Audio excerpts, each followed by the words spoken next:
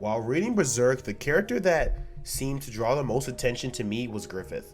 From how he impacted Guts' life to his goal, which ultimately kickstarted the beginning of the series, it always felt like Griffith was the main character almost. You look at the first couple arcs, it feels like it's more along the lines of it's almost like Griffith's story.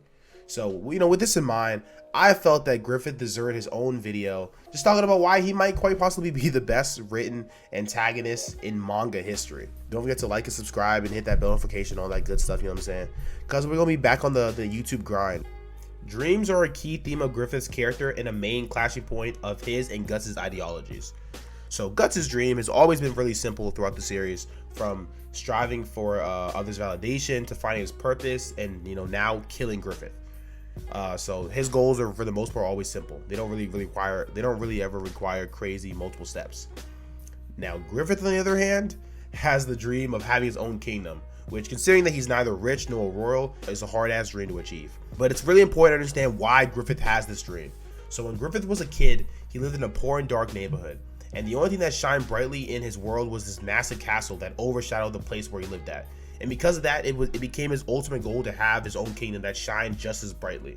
So that's the reason that Griffith does what he does, which is kind of crazy to think about, but ayo, bro, this is not even a show, this is Ascended, but ayo, that's how this shit be sometimes, you know what I'm saying? Later on, we learn that Griffith believes that the meaning of life is to chase a dream, and that is the ultimate goal that everyone should strive for. And we also learned in his speech to Princess Charlotte that the savage side of men exists to protect and secure a precious thing. This thing is a man's dream in his eyes, obviously. So basically his speech to Princess Charlotte is something that after off a rewatch or reread basically really opens your eyes to Griffith's mindset. He basically tells us that in his idea, to achieve your dream, like to secure this dream or whatever you have, whatever it is, you can do whatever vile shit that's possible. That's where the savage side of a man will come out, and he believes that that's an okay thing to do, which is kind of crazy when you think about it, but yeah. So Griffith can't understand people who live for the sake of others and don't have their own dreams, and he doesn't view them as worthy to be his friend or his equal in this case. This is a big thing with Guts because obviously he wants to be someone who's valuable to Griffith. So when Guts finds this out, it's like, damn, that's what basically kicks off Guts' path to trying to find his purpose. So that's a really important moment for the dynamic between Griffith and Guts, because to Griffith, humans have no meaning. Like, he doesn't care about them. He feels no type of way towards any humans. To him, they're just stones along the way that he needs to move and use to achieve his goal. While for Guts, it's damn near the opposite. So when you look at Guts' life, and basically up until now, humans or other people have always been big sources of his life. They've always been the driving force in his life. They gave him validation, acceptance, and challenges. And when you think about that, Guts has no dream that dictates his life. He only has other people, and that's a huge divide between Guts and Griffith. And it's like, damn. So we really see that contrast just about even like their dreams and how they go about life. And obviously now that we're on the topic of Guts and Griffith, I think it's very important to discuss their dynamic, because their dynamic in the story is very unique and filled with ambiguity. So Guts was a lone wolf, a warrior that strived only for others' validation, which he earned due to the skill of his blade. Guts is the lone wolf prototype of a character. When he first met Griffith, he lost a duel against him and was forced to be in the band of the Hawks, which over time became a family for him. So he and Griffith obviously got along, despite the fact that they were polar opposites, even down to like their appearance. Like, Guts is described as this like brawly, burly type of man. He's like very like almost like animalistic. And then you have Griffith, who's this like very prim and proper. Again, I always say he's like the prettiest thing in the verse. Like, everyone says he's pretty, all that shit. Like, Guts and Griffith couldn't be more like different, but yet they get along so well. Not only do they obviously get along so well, but they kind of help each other in different ways. So Griffith gave Guts a purpose, which I talked about a little bit, because Guts was basically following the path of his sword, and he ran into Griffith, who gave him a purpose in life for that temporary time. And he obviously gave him the purpose and the validation he wanted. And Guts was Griffith's ultimate warrior tool that helped him get closer to his goal, because Guts was like the perfect soldier. He's in the strongest thing in the verse, damn near. He's gonna do whatever you say. Like, I think Griffith even was saying shit like, yeah, I own you. So Guts was literally the perfect tool for Griffith. So they were basically a symbiotic relationship. It is kind of funny how, like, when you look at Guts, he has this dark mystique to him, very rough clothing. You might even say that Guts looks like the villain and Griffith looks like the hero. come to find out that Guts is actually a good nigga. Like, he's actually a cool guy. And Griffith is like the devil incarnate, damn near. Like, it's really insane, and I like the way they do it. So it's also interesting to note between Guts and Griffith, they both came from poor and dark upbringing, but Griffith's design hides this fact, while, you know, Guts's design, like, is implemented in his look. Like, Guts is very, like I said, burly and you can say dirty. I think it looks a little dirty. Like, we're not gonna lie. So not only their relationship, but their connection was very special, with Griffith having an irrational attraction towards Guts, which led him to do things that even endangered himself and his goal, which for Griffith as a character, that was some unusual thing. Like, there was even a time when I think Guts was in danger, was about to die, and Griffith just, you know, jumped in, protected him, and Guts was like, why'd you do that? Griffith was like, yeah, I just kind of did it to do it, type shit. So Griffith, he was very fond of Guts, I'll say, in that sense. So, which is obviously all the more reason why Guts felt he had to find a life goal when he heard about Griffith's speech, because he wanted to be viewed as Griffith's equal, or, you know, a friend.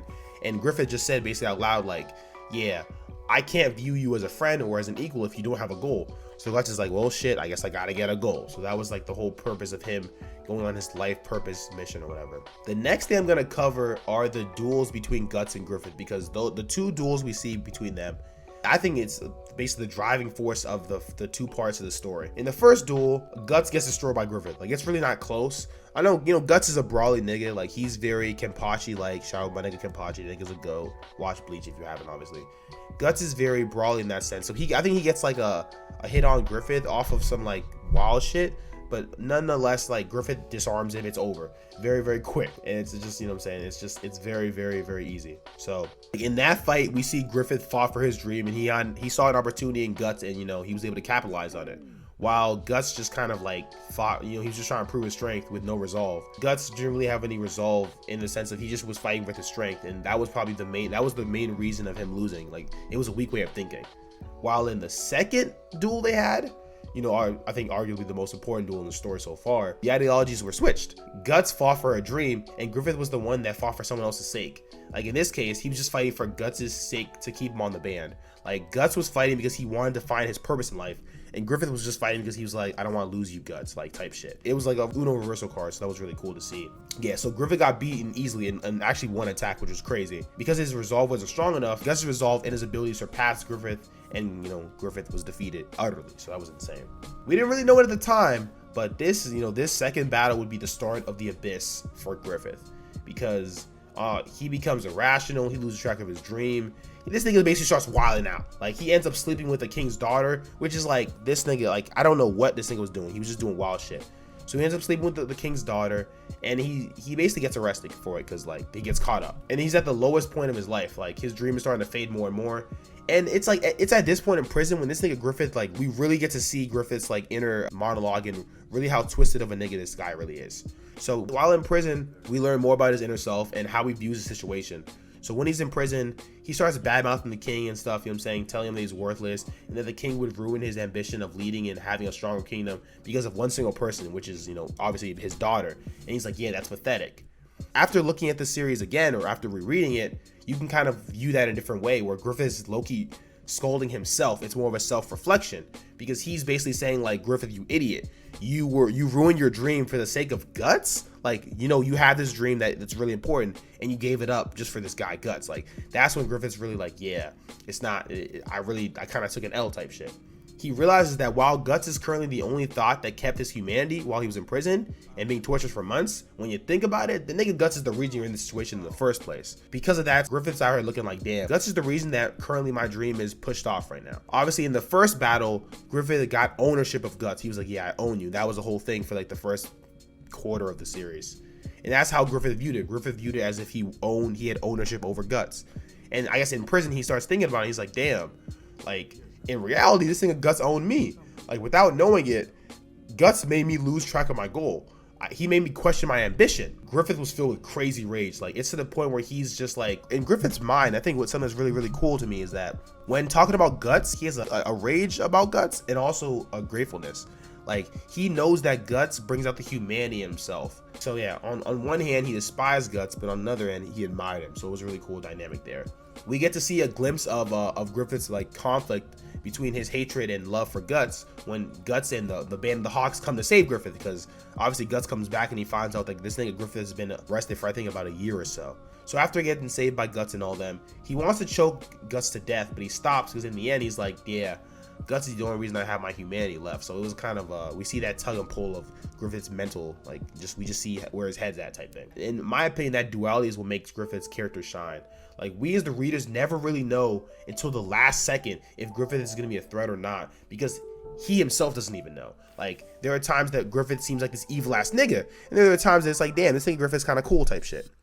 But honestly, like, this is like Griffith at his lowest, because Griffith is free from jail and shit. But one thing about the whole his whole year being arrested is he was being tortured. And I know in anime, like, a nigga being tortured, that's not crazy, but this shit was crazy. Let's not, like, this, there's no cap. A couple things I know is that you say the warden or whatever, the guy who had was in custody of Griffith, he took very special, like, almost enjoyment of punishing Griffith. He was like, yeah, he was told by the king that he couldn't kill Griffith, but he could do anything else. He cut off the nigga's tongue. I think he cut off the tendons in his wrists and like his Achilles. Like, basically it's to the point that when we see Griffith again, he is a shell of himself. Like, he can't walk, he's wounded, they're basically saying he can't wield a sword ever again. Like, it's up for his career as a warrior. Like, I always talk about, you know, Griffith is quote unquote the prettiest thing in the verse or whatever. Like, he's very attractive and all that shit. And when you compare like how he looked before and how he is now, it's just like, damn, that Griffith is washed for, I can't lie. So it's like, he basically loses the title of the prettiest thing in the verse, so it's kind of up for that. While Griffith is struggling with his whole inner conflict, he basically watches Guts fight this unbeatable monster. And, you know, obviously Griffith is trying to help because he hates Guts, but he also loves Guts. It's a weird thing. I already, you know, touched upon that, but he wants to help Guts, but he can't. It's like, damn, it's at this moment when he peeps, like, the gap between him and Guts had grown bigger. Guts is stronger and more resolved than ever, and Griffith is like broken. He's weaker than he was before when he lost, and he can't even think straight at this point. Like, it's kind of over. And to me, it's almost at the point where he's like, he almost feels like Guts coming back. It's like Guts is gonna be the real leader of the band of the Hawks. Like, Griffith, he can't even lead his gang anymore. Like, it's over. He, as a warrior, he can no longer be himself. He can barely even talk. And I feel like, obviously, like, he's facing his mental struggles and stuff, and he doesn't even know if he should give up his dream or keep going. Because of his inadequacies and stuff, he attempts to kill himself, which is, you know, super dark. We know how this shit is. So, after a suicide attempt, which was basically his last decision to give up on everything, the Eclipse gets triggered. He's confronted with the flashback of himself as a child. And in this flashback, he basically sees all the corpses of the people that were killed to get to his goal. Like, not necessarily people that he killed, but people that died alongside him on the journey to basically getting this kingdom. He struggles about this and questions, like, if all the stuff he did was worth it. He basically hits the realization of, like, I was always aware of these sacrifices, and, like, I knew what it would cost to get to my goal. Like, there's no sense of going back now. And this, to me, is when Griffith snaps, because, like, I mean, it's a whole argument if Griffith was always like this, if, like, putting him under certain circumstances would cause him to be an evil nigga, which he is.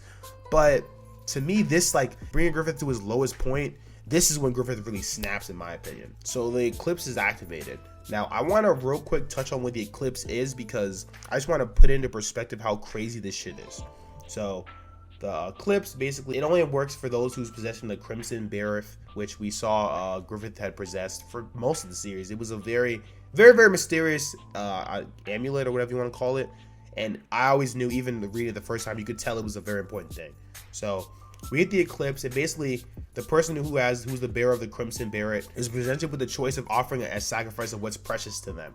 And in exchange, they're basically allowed to be a part of the God Hand. So what's most precious to Griffith is his fucking gang. So they're like, okay, you either can get this new power, or you can stay as you are now. And Griffith folds, and like he's like, all right, you know, take all that shit. And when I say this shit is gruesome, like, niggas are dying left and right. Like, I mean, Berserk in general is just a very bloody, gory series, but we really see niggas die left and right, and it's really insane. Every character that we knew and love is dying, except for, like, Guts and Casca.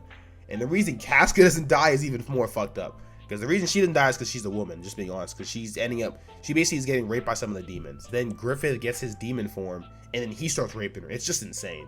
And the reason why Guts doesn't die is because that nigga's built different. Like, he's literally just him. I can't even, like, there's really nothing I can say about that, like why he was able to survive besides that. So in the Eclipse, Griffith is reborn as Femto, the 5th God Hand member, whose birth starts the Age of Darkness, which is kind of funny because he came from darkness. That was his whole backstory. You know, the only part that like blew up was the little kingdom that he saw. So that was the ghettos, and he strove for the light, which was the kingdom. The last stretch of this arc perfectly shows how Guts and Griffith affect each other's lives, from the ideologies to the struggles to hope. Like, they're both deeply connected in all these aspects since the day they met, and honestly, whatever one person does always affects the other person's life. So like, you know, Guts loses to Griffith, that causes Guts basically to have to tag along with Griffith for a couple years and to be part of the band of the Hawks. Guts beats Griffith, he gets to, you know, do his own thing, but Griffith, because of that, spirals out of control and gets defeated and he gets captured and shit. Then Griffith causes the fucking eclipse, and Guts loses everyone who he ever knew as family, and Casca loses her memory, and now Guts is trying to kill Griffith. So they're always, like, their actions always involve each other. So that's something that's really, really interesting. Overall, Griffith's an amazing antagonist and villain. Like, we see how his downward spiral affects the world of Berserk so drastically. Like, he's a character full of mystery and ambiguity, obviously, as I said. One thing I like about Griffith in general is the fact that, especially early on, like, he's filled with such mystery that we don't really know what he's going to do next and how that'll unfold in the future. And on top of that, Griffith is someone that I think, I mean, I'm not going to say I despise him. He obviously did some fucked up shit, but he's someone that if you despise him, it's okay, but you still can kind of like see his own ideology, and we get to see it broken down, and we see how like the little pieces of humanity that arguably, that's even a whole debate if he even had humanity in the first place, but the pieces of humanity we saw in the early parts of the series slowly fade away, you know, piece by piece over time. And that, like, he's Guts' biggest strength, but also his biggest obstacle in the story. And because of that, he's the perfect antagonist. Like, Griffith unarguably is like a big reason why Guts is the guy he is. Like, he helped Guts so much. So the fact that he betrayed Guts in that way is insane. You know, that's just really insane. Real quick, obviously, I know I shouted out my YouTube channel earlier, but don't forget to like, subscribe. I'm gonna be trying to do more content as I can type thing. So if you have any video topics, you know, leave them in the comments and stuff. But there's that. Also, don't forget to check out my Discords. Basically, my Discord kind of got nuked, which was kind of fucked up, so that was kind of wild. But because of that, you know what I'm saying, we still have the Discord, so, you know, join the Discord if you haven't already. We talk about anime. It's just a pretty cool environment to be in type thing. So, yeah, I look forward to seeing y'all in the Discord, YouTube, comments, everywhere, basically. Like, I look forward to seeing y'all on Twitter. You know what I'm saying? Let me know about series y'all watching, just overall how vibes been type thing. But I'm out, so peace.